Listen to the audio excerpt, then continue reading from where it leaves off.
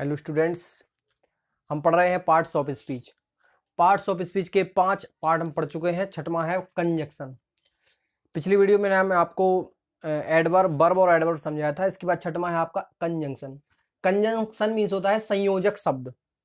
संयोजक शब्द, इसके नाम से ही समझ में आता है कि संयोजक मतलब जोड़ने वाला। योजक मीन्स जोड़ने वाला। तो यहाँ पर इसकी डेफिनेशन है कि a conjunction is a word which is used to join words और सेंटेंसेज।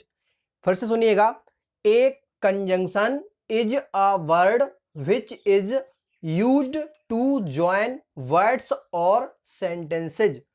हिंदी में परिभाषा इस प्रकार से है कि जो शब्द शब्दों या वाक्यों को जोड़ने का काम करते हैं उन्हें संयोजक शब्द कहते हैं। शब्दों या वाक्यों को जोड़ने का काम करें उन्हें हम संयोजक शब्द कहते हैं। कि दो व्यक्तियों को, दो शब्दों को जोड़ना हो या दो वाक्यों को जोड़ना हो तो उनके लिए हम जो शब्द यूज करते हैं जोड़ने के लिए, उन शब्दों को संयोजक शब्द कहा जाता है। जैसे यहां पर दिया एंड, एंड मीन्स और, बट मीन्स लेकिन, बिकॉज, बिकॉज मीन्स क्योंकि, अदरवाइज मीन्स अन्यथा, इफ मीन्स यदि, और मीन्स या अथवा। इसके अलावा भी बहुत सारे होते हैं। तो एंड का प्रयोग कैसे किया जाता है? जैसे हमने कहा कि दो लोगों की बात हो रही है। हमने कहा राम गेंद खेल रहा है और दूसरा वाक्य कहा कि मोहन गेंद खेल रहा है। तो दोनों के काम समान है, इसलिए यहां पर हम यूज करेंगे Ram and Mohan are playing. Ram और मोहन खेल रहे हैं। तो हमने यहां पे दोनों वाक्यों को एंड से जोड़ दिया। हम बाजार गए, हमने वहां पे दो सामान खरीदे, बुक भी ली और पेंसिल भी, पेन भी लिए। तो हम बना सकते हैं कि I bought books and pencils या pens. I bought books and pens. तो यहां पर बुक्स और पेन्स दो चीजें ली, इसलिए हमने एंड का प्रयोग करके दोनों को जोड़ दिया है। इसी प्रकार से बट का प्रयोग किया जाता है। बट का प्रयोग करते हैं तब एक परिस्थिति अच्छी हो, एक उसके विपरीत हो, तब वहां पे बट का प्रयोग करते हैं। जैसे हमने एग्जाम्पल कहा कि ही इज रिच पर्सन और ही इज नॉट हैप्पी। तो यहां पर दो वाक्य हो गया। एक हो गया ही इज रिच पर्सन, वो है अमीर व्यक्ति है। ही इज नॉट हैप्पी, वो है खुश नहीं है। तो इसमें एक बात अच्छी है, एक बात खराब है कि खुश नहीं है। तो दोनों वाक्यों को मिलाकर लिख सकते हैं कि वह अमीर व्यक्ति है लेकिन खुश नहीं है। He is rich person but not happy. तो यहां पर हमने जो बट का प्रयोग किया वो लेकिन के अर्थ में या परंतु के अर्थ में किया है। इसी प्रकार से बिकॉज का प्रयोग करते हैं। हमने कहा कि मैं कल अनुपस्थित था क्योंकि मैं कल बीमार था। तो यहां पर क्योंकि शब्द बिकॉज है। यहां पर दो वाक्य है, मैं अनुपस्थित था, दूसरा वाक्य है मैं बीमार था। तो उसका कारण स्पष्ट करने के लिए हमने दोनों वाक्यों को जोड़ने के लिए बिकॉज का प्रयोग करते हैं कि मैं कल अनुपस्थित था क्योंकि मैं कल बीमार था। I was absent yesterday because I was ill. तो यहां पर जो दो शब्दों को या दो वाक्यों को जोड़ने का काम करते हैं उन्हें हम क्या कहते हैं? उन्हें हम कंजंक्शन कहते हैं। इसके बाद हम सातवां जो पार्ट है वो पढ़ेंगे आप प्रपोजिशन। प्रपोजिशन सातवां, पार्ट्स ऑफ स्पीच का सातवां जो पार्ट है वो है प्रपोजिशन। तो प्रपोजिशन मीन्स संबंध सूचक शब्द।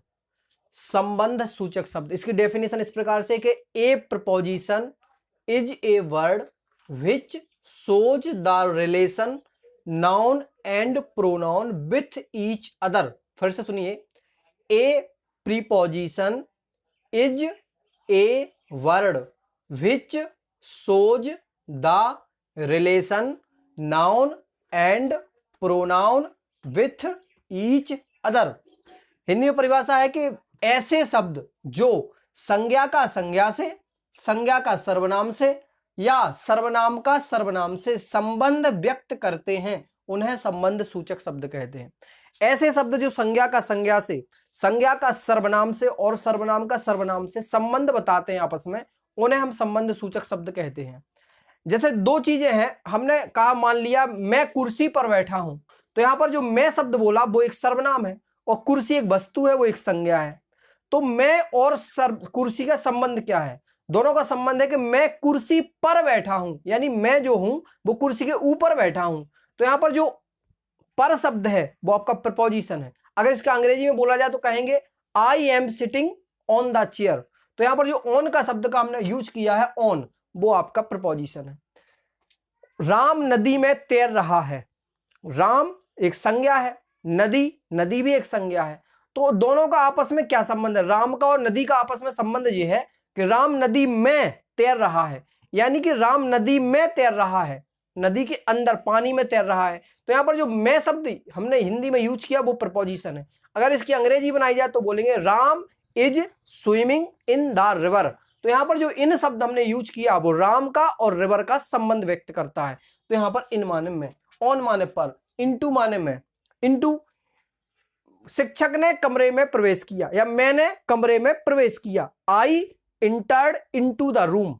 तो यहां पर इनटू का प्रयोग इसलिए किया गया कि जब स्थान बदलने का भाव होता है, पहले बाहर थे फिर कक्षा के अंदर, कमरे के अंदर आ गए, इसलिए यहां पर मैं के अर्थ में इनटू का प्रयोग किया जाता है। आई इंटर्ड इनटू द रूम। तो यहां पर जो इनटू का शब्द का प्रयोग किया गया वो प्रपोजिशन है। विथ माने से, मैं चाकू से आम काटता हूं।